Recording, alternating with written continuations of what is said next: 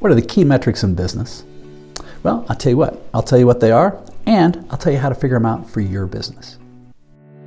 As entrepreneurs and business owners, we know that if we have a clear plan, anything becomes possible. And if you can have a clear plan, a clear process to create that plan, and a way to create clarity with your partner or spouse, you can drive to amazing heights. All right, so I started my first of 16 companies when I was 19. I have built them, bought them, sold them, and wrecked a couple. And I've literally helped hundreds and hundreds of companies around the world. And metrics is one of the most amazing tools when used correctly to help drive the right behaviors that can really add a lot of clarity and insight for companies. So when you start thinking about it, what are the primary things? What are the objectives of key metrics? And this is where you need to start. So the four key components that I believe are involved around metrics are, first, what are the behaviors you want to drive? The idea being, we don't want to put in metrics that are going to drive the negative behaviors. I've seen this happen with salespeople where some people are like, we just need sales, don't care what they are. Well, we want to make sure that we get the right sales. So the first thing is start to step back and think about what are the behaviors you're looking to drive? What are the outcomes you want to achieve? Then the second piece is you want to be able to understand and provide information for each one of your people. Are they winning or losing? And ideally, I like to do this, and the third thing is being weekly. Now, weekly indicators help us understand, are we on track or off track? If you're only looking at metrics, at key metrics of an organization on, say, a quarterly basis, and don't get me wrong, there are certain metrics that you absolutely have to do this with. But if you're saying, well, I want to understand where we are with this on a quarterly basis, you can look at them. But the thing is you may be completely off the rails before you even know you're in trouble. Whereas if you can think about what are the leading indicators, that's the fourth thing, that you can look at on a weekly basis that empower people to know, are they winning or losing, it's going to help end up driving the right behaviors. So let's look at a couple of examples. A negative example is I knew a group of people that were managing their AR, their accounts receivable, the money that was outstanding that clients were going to pay them. Well, they were managing that on a monthly basis. And it took them almost, they ended up changing the type of work. It was a large construction company, and they started working with really big companies. And they used to get paid on a 30-day basis every 30 days, and it was no problem. But these big companies slowed way down, and they weren't paying until 120, 100, even 150 days sometimes. And what happened is this company didn't realize how much trouble they were in. And their cash flow kept going tighter and tighter and tighter and tighter and tighter until they got to a point where they were completely out of, their line of credit was out overdue. Now, their AR was huge, but their cash flow was terrible. They got to a point where they couldn't make payroll because they were managing their cash flow on a monthly basis on the AR as a result of that. So if we're thinking about, all right, what are the behaviors we want to drive?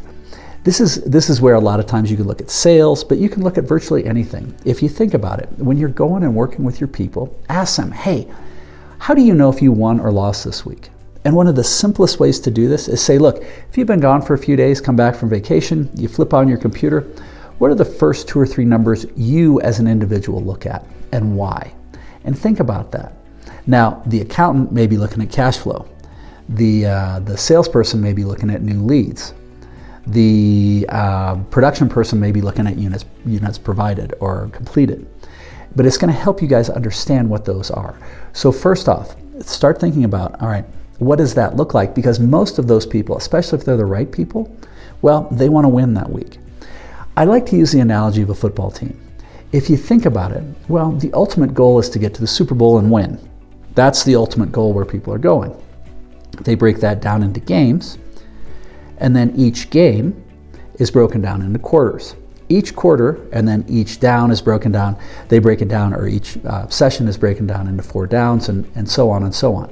But this way it's done on purpose because that people are breaking it down and they're getting to understand, am I winning this week or am I losing this week? So when you break it down, well, the defensive line, their main objective, their one metric is to make sure that they aren't giving up any yardage. And that's the primary thing. We're not letting anybody in, and if they can get some turnovers, those could be their 2 metrics.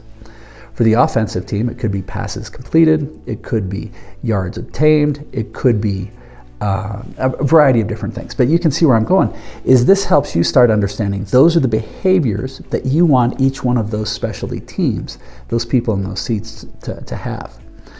When they do that, they're breaking it down into very simple segments. They get to know each quarter, are we winning, are we losing? So if you broke that down into each week, being 13 weeks in a quarter for a business, that's going to say, are we winning this week or did we lose this week? And if we're off, okay, do we need to dig in and work a little bit harder? Do we have something broken? Do we need to do things a little bit differently? Look at it in a different way. But keep them really simple. I really like to have 1 to 3 metrics max per person on a team. And then the next thing, once we start having those simple ones, well, then we're understanding what they're winning or losing. Now, we always want to look at the leading indicators. Leading indicators mean what are the things that are driving the impacts? What are driving those behaviors that we want to do? So if you take the football analogy and go back even further, well, how many, this is why they have people doing drills, so that they drill, so they get stronger, faster, clearer on what they're doing. So if you know in a sales process, well, if we make this many presentations in advance, we close this many, we're going to work our way all the way through our pipeline. There's 2 or 3 different metrics that are leading indicators that say, yeah, this is coming, so likelihood of us succeeding with this is pretty strong. So when you start to do this, what it does is it results in helping everybody understand how are they contributing to the success of the organization. Remember, as a senior leader of your department or the organization as a whole, your primary objective is to be crystal clear on where we're going. What does success look like? Then making sure that your individual team members know how are they contributing to that success. And metrics is one of the key components that helps them define, are we being successful? Do I know, did I win this week or did I lose? So ideally, you found some value with this.